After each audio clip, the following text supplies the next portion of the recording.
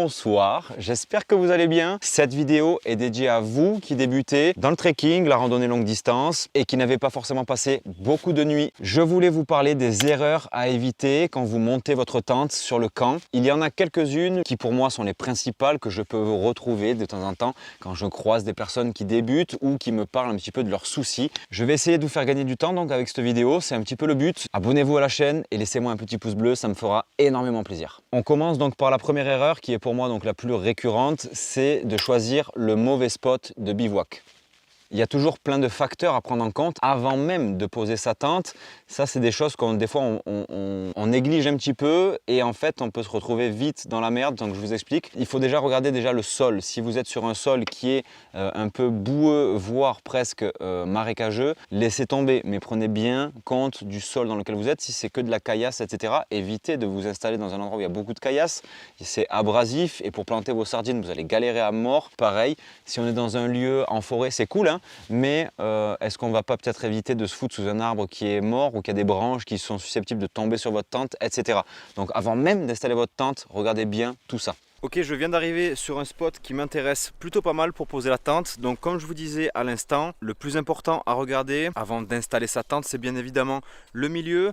Là, j'ai trouvé un espace donc, où il n'y a pas d'arbres au-dessus de moi. J'ai vu qu'un peu plus loin, il y avait donc plein d'arbres. Ça pouvait être sympa dans un petit coin de forêt, sauf qu'il y avait plein d'arbres avec des branches mortes. Donc ça, j'évite. On va éviter qu'une branche morte nous tombe dessus. Deuxièmement, pour les personnes qui pensent que de se mettre à côté d'un cours d'eau, c'est forcément bien parce qu'on a l'eau à côté.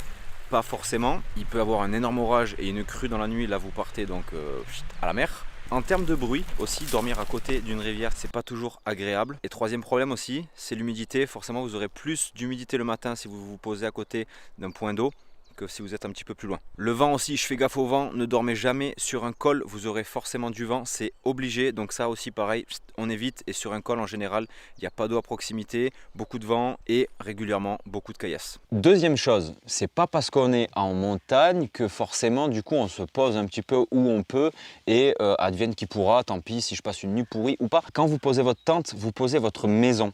Donc il est bien de faire en sorte qu'elle ne soit pas en pente. Je vous dis ça parce que ça m'est arrivé 2-3 fois où je vais un petit peu négliger en fait cette étape-là, de regarder si le sol était bien plat ou pas. Et en fait, vous vous rendez vite compte que c'est une erreur de ne pas regarder un petit peu l'inclinaison du sol. Premièrement, c'est sûr que vous allez le sentir. Quand vous allez vous coucher, vous allez dire merde, je suis pas vraiment à plat et je vais passer une sale nuit. Si vos pieds sont un peu plus surélevés que votre tête, bon, encore ça va, ça peut passer.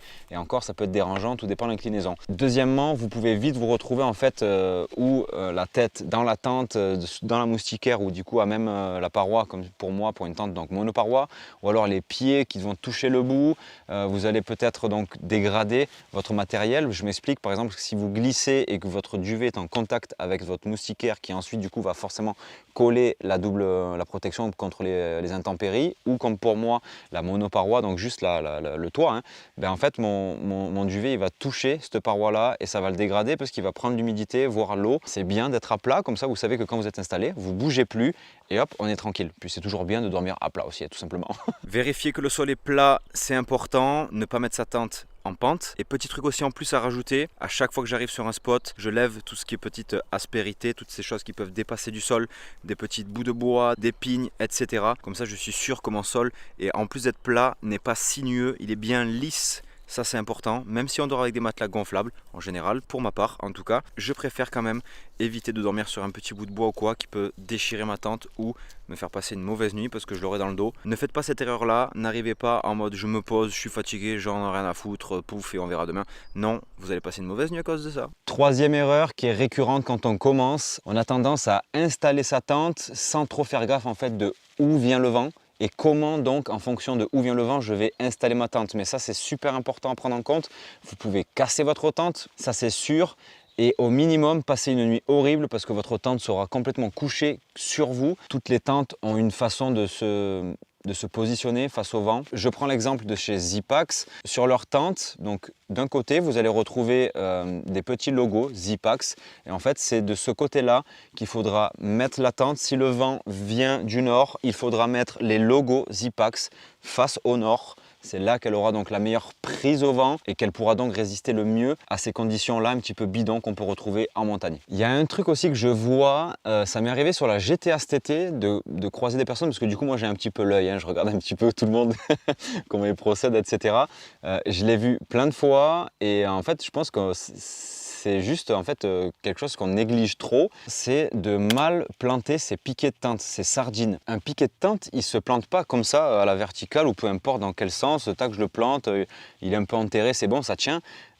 Si vous plantez pas bien vos sardines et qu'il se lève du vent ou que par exemple il va pleuvoir, ben, vous pouvez être un petit peu dans la merde et c'est totalement bête parce qu'en fait vous avez juste à bien les positionner quand vous montez votre tente et c'est fini. Déjà un piquet de tente il ne se plante pas à la verticale, il ne se plante pas droit dans la terre, surtout si c'est un milieu on va dire un peu meuble, un sol meuble, il se plante à l'inverse de la tente à peu près à 45 degrés. C'est là que vous aurez donc une meilleure prise au sol, vous inclinez jamais vos sardines vers la tente parce que forcément le moins de coups de vent, tac, ça va en fait la tirer vers la tente, elle va se décrocher, elle va se déterrer. Toujours donc sens inverse à 45 degrés environ. En plus de faire attention à l'orientation dans laquelle on va planter nos sardines, évitez de taper comme un bourrin avec votre pied. Tout dépend les semelles, si vous avez des semelles Oka comme moi par exemple, ça a tendance, en appuyant sur une sardine, on a tendance un petit peu à rentrer dans la semelle parce que c'est hyper mou.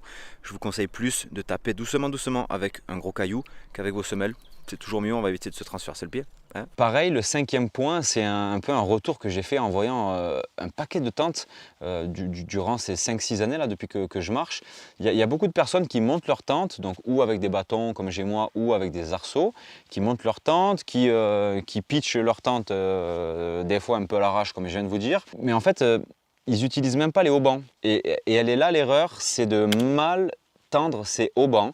Déjà premièrement parce que si un vent se lève, elle sera beaucoup mieux arrimée donc, au sol avec des haubans bien tendus, bien fixés. Et deuxièmement, là je parle plus pour des tentes monoparois, vous allez avoir un gain de place énorme grâce à justement ces haubans qu'on va venir tirer donc au pied, à la tête, un petit peu sur les côtés. C'est à ce moment-là que vous allez gagner donc de la place dans la tente. Donc pourquoi négliger cette étape-là? Ça prend 30 secondes de plus à tirer 3 haubans et c'est réglé. Donc ne négligez pas ça et ça c'est vraiment une erreur qu'on peut faire. Si les haubans sont là, utilisez-les même si ce n'est pas forcément pour qu'il y ait un meilleur arrimage au sol parce que le temps est juste parfait.